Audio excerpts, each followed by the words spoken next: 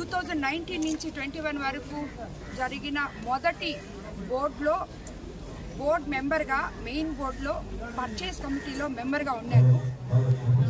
దాని తర్వాత కరోనా 3 సంవత్సరాలు, యాక్చువల్గా 5 సంవత్సరాలు ఉన్నాను. బట్ తర్వాత 3 సంవత్సరాలు నార్త్ ఇండియా టీటీడీ టెంపుల్స్కి చైర్పర్సన్గా ఒక ఎక్సెఫ్షియో ఇన్వైటీగా బోర్డులోకి వెళ్తున్నాను. సో లాస్ట్ 3 సంవత్సరాలు బోర్డుతో ఏ విధమైనటువంటి సంబంధం లేదు నాకు. సంతకాలు కానీ మేము డెసిషన్స్ తీసుకోవడం కానీ దాంట్లో అంటే ఇక్కడ నార్త్ ఇండియా టీటీడీ చైర్పర్సన్గా ఉన్నప్పుడు బోర్డులో మనం ఏ కమిటీల్లో ఉండం.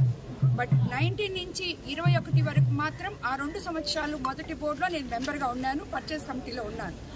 పర్చేస్ కమిటీ ఎంతవరకు అంటే నిన్న ఎవరో తెలిసి తెలియకుండా 5 సంవత్సరాలు నేను పర్చేస్ కమిటీలో ఉన్నాను అని కూడా అంటున్నారు. బట్ అది కరెక్ట్ కాదు. నేను 2 ఏళ్ళు ఉన్నాను, దాని తర్వాత లేను. బట్ పర్చేస్ కమిటీ ఎంతవరకు అంటే మనము అక్కడ కూర్చొని ఎంత ప్రొక్యూర్మెంట్ కావాలి, ఎవరు ఎన్ని టెండర్లు వచ్చాయి, దాంట్లో ఏది L1 వచ్చింది, ఇలాంటివి చూడడానికే పర్చేస్ కమిటీ. అంతకు మించి అది చూసి మళ్ళీ మేము మెయిన్ బోర్డు ముందు పెడతాం. ఒక 3, నేను, పార్థసారథి గారు, ఇంకొక 2 ఉన్నాము. అది చూసి బోర్డు ముందర పెట్టేస్తాం. బోర్డు డెసిషన్ తీసుకుంటుంది. దాని తర్వాత అఫీషియల్స్ డెసిషన్ తీసుకుంటారు మిగతా వాటికి అన్నిటికీ. అంతేగాని బోర్డు మెంబర్లకి నా పర్చేస్ కమిటీలో ఉన్న నాకు ఇలాంటివి ఎటువంటి సంబంధం లేదు యాక్చువల్గా. ఎందుకంటే టెక్నికల్గా చాలామంది అఫీషియల్స్ ఉన్నారు అక్కడ. చాలా ప్రాసెస్, అది కరెక్టా కాదా అని డిసైడ్ చేయడానికి చాలా ప్రాసెస్ ఉంది. ఆ ప్రాసెస్ అన్ని చూసుకోవడానికి చాలా మంది అఫీషియల్స్ ఉన్నారు.